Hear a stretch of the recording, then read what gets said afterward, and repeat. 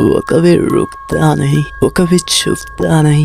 जब वो तुम्हारी तरफ देखता है लगता है जैसे उसने तुम्हारी रूह को पहले ही उतार दिया है। वो कैजुअली चेस नहीं करता, वो पूरी तरह कंज्यूम करता है।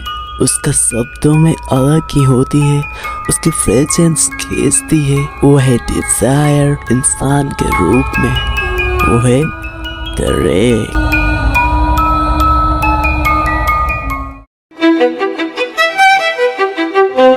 हर युग में ड्रेक रहता है, एक ऐसा आदमी जो अपनी आंखों से बात करता है और बिना छुए छू जाता है। जहाँ दूसरे फ्लर्ट करते हैं वो ऑब्सेशन एक्सप्रेस करता है, जहाँ दूसरे होल्ड बैक करते हैं वो लीन इन करता है।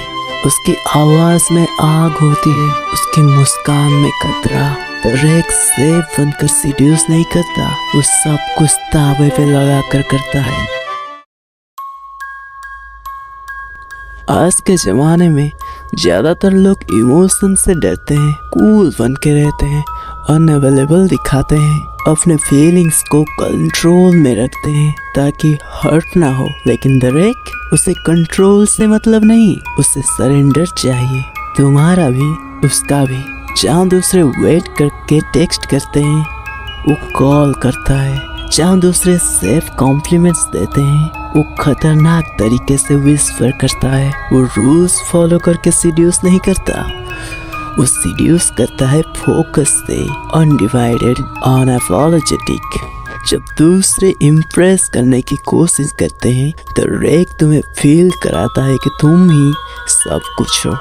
वो सिर्फ तुम्हारा बॉडी नहीं देखता, वो तुम्हारी हंगर देखता है और उसे फीड करता है अपनी आँखों से, अपनी बातों से और अपनी पूरी अटेंशन से।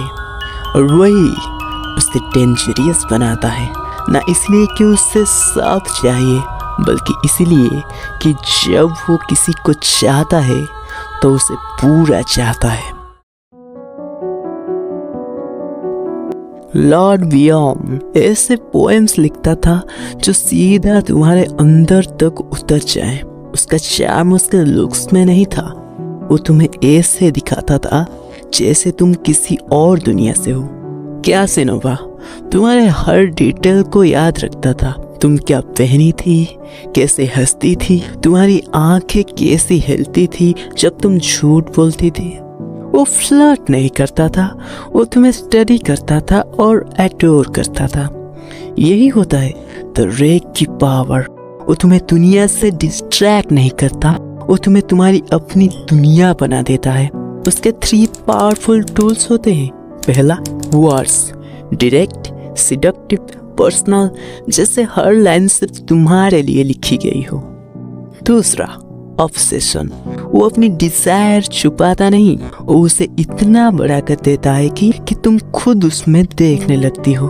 तीसरा, अटेंशन, जब वो तुम्हें देखता है तो ऐसा लगता है दुनिया गायब हो जाता है।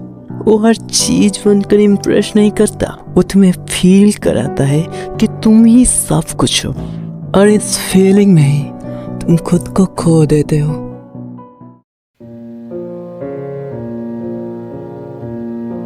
ड्रेक पहले तुम्हारा स्किन नहीं, तुम्हारा माइंड छूता है और एक बार अंदर आ गया तो तुम उस आग को क्रेव करते हो। वो लव में स्लोली नहीं गिरता, वो उसमें क्रैश करता है, हार्ड, अनफ्लैटर्ड, और तुम्हें अपने साथ स्टॉर्म में खींच लेता है। उसके साथ कोई केसिंग नहीं होती, कोई साइलेंस नहीं, कोई डिस्टेंस नहीं। जब वो तुम्हें चाहता है वो कहता है, जब वो तुम्हें डिजायर करता है वो महसूस करता है, और जब वो चला जाता है तो तुम कभी वैसे नहीं रहती। क्योंकि ड्रेक सीड्यूस मजाक के लिए नहीं करता, वो सीड्यूस करता है जैसे वो डूब रहा हो, जैसे तुम ही उसकी आखिरी सांसें हो, और यही उसे अनफॉरगेटेबल बनाता है। वो तुम्हें सिर्फ वांटेड नहीं फील कराता, वो तुम्हें इरिप्लेसेबल बना देता है।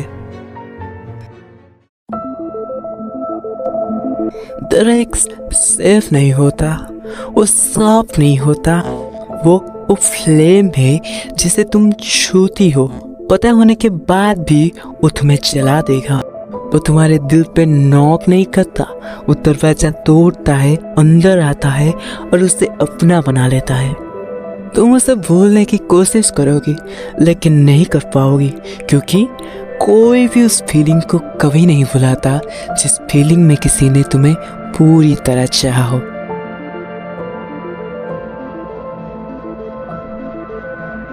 है अब अगला एपिसोड आइडियल लवर के बारे में होगा।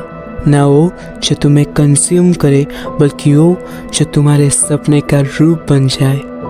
सब्सक्राइब करो और गहराई में उतरो इस फैंटेसी में, जहाँ लव रियल नहीं होता लेकिन फील होता है जैसे स्वर्ग हो।